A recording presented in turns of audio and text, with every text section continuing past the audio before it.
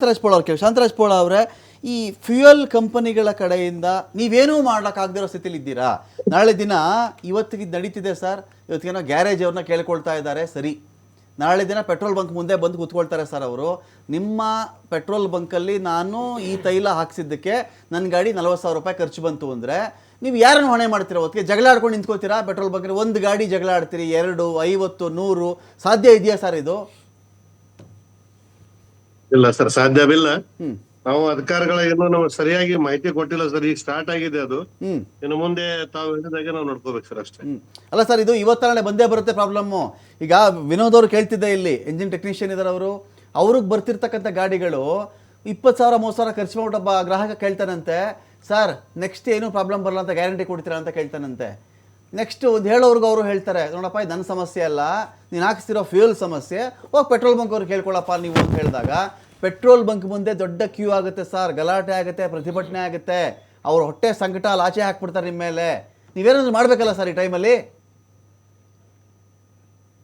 ಸರಿ ಸರಿ ಸರ್, ನಾವು ರಾಜ್ಯ ವ್ಯಾಪ್ತಿ ನಮ್ದು ಎಲ್ಲ ಕಮಿಟಿ ಇರೋದ್ರಿಂದ ನಾವೊಂದು ವಿಚಾರ ಮಾಡ್ಕೊಂಡು ಒಂದು ಹಂತಕ್ಕೆ ಬರ್ತೇವೆ ಸರ್. ಸರ್, ನಾನು ರಿಷಿಕ್ ಗೌಡ ಅಂತ JDS ವಕ್ತಾರ. ನಂದೊಂದು ಪ್ರಶ್ನೆ ಇದೆ ತಮಗೆ.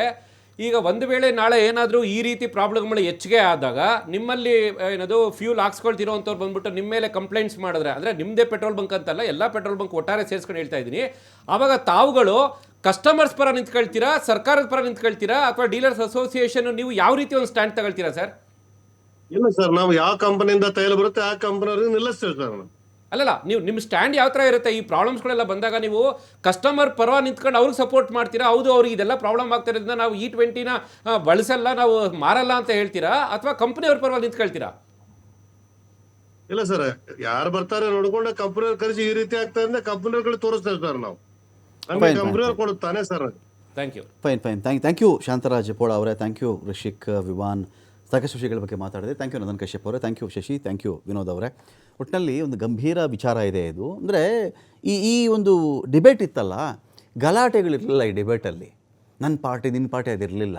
ಯಾಕಂತ ಹೇಳಿದ್ರೆ ಗಾಡಿ ಅನ್ನೋದು ನನಗೂ ಬೇಕು, ಪ್ಯಾನಲಿಸ್ಟ್ಗಳಿಗೂ ಬೇಕು, ಇನ್ನೊಬ್ರಿಗೂ ಬೇಕು, ನಮ್ಮ ನೆಕ್ಸ್ಟ್ ಜನ್ರೇಷನ್ಗೂ ಬೇಕು, ಪ್ರಕೃತಿ ನಾವು ಚೆನ್ನಾಗಿ ಇಟ್ಬಿಟ್ಟು ಹೋಗ್ಬೇಕು ನಾವು.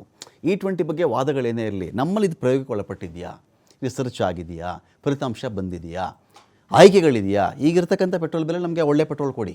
ನೀವು E20 ಮಾಡ್ತೀರಾ, ಆ ಗಾಡಿ ರೆಡಿ ಇದೆಯಾ, ಅದಕ್ಕೆ ನೀವು ಗ್ಯಾರಂಟಿ ಕೊಡ್ತೀರಾ? E20 ಹಾಕ್ಸ್ಕೊಂಡ್ರೆ ಈ ಗಾಡಿಗೆ ಏನೂ ಸಮಸ್ಯೆ ಇಲ್ಲ ಅಂದರೆ ಯಾರಿಗೂ ಸಮಸ್ಯೆ ಇಲ್ವಲ್ಲ. 20 ವರ್ಷ ಓಡಿಸಪ್ಪ ಗಾಡಿ, ನೀನು 30 ವರ್ಷ ಓಡಿಸಪ್ಪ, E20 ಹಾಕ್ಕೊಂಡ್ರೆ ಇದು ಅದಕ್ಕೋಸ್ಕರನೇ ಇಂಜಿನ್ ರೆಡಿ ಮಾಡಿದ್ದೀವಿ ಅಂತಿದ್ರೆ ತಕರಾರು ಇಲ್ಲ.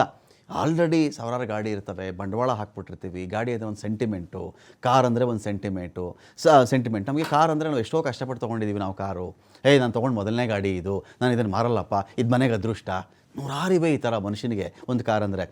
ನಾನು ಒಂದು ಕಾರ್ ತೊಗೊಳ್ಳೋ ಕಾಲ ಬಂತಲ್ಲಪ್ಪ, ದೇವ್ರಿಗೆ ನಮಸ್ಕಾರ ಹಾಕಿ ಆ ಕಾರ್ ಚಕ್ರಗಳಿಗೆ 4 ನಿಂಬೆಹಣ್ಣಿಟ್ಟು ಪೂಜೆ ಮಾಡಿ, ಆಯುಧ ಪೂಜೆಯಲ್ಲಿ ರಥ ಅಂತ ಅದನ್ನು ಕರೆದು ಇಷ್ಟೆಲ್ಲ ಮಾಡಿಕೊಂಡು ರಥಗಳನ್ನು ನಾವು ಚಕ್ರ ಮುರಿದು ಕೂರಿಸೋ ಪರಿಸ್ಥಿತಿ ಬಂದುಬಿಡುತ್ತೆ ಅಂದರೆ ಸೆಂಟಿಮೆಂಟ್, ಎಕನಾಮಿಕ್ಸು, ಬೇಸರ, ದ್ವೇಷ, ಕೋಪ ಏನು ಬೇಕಾದರೂ ಆಗಬಹುದು.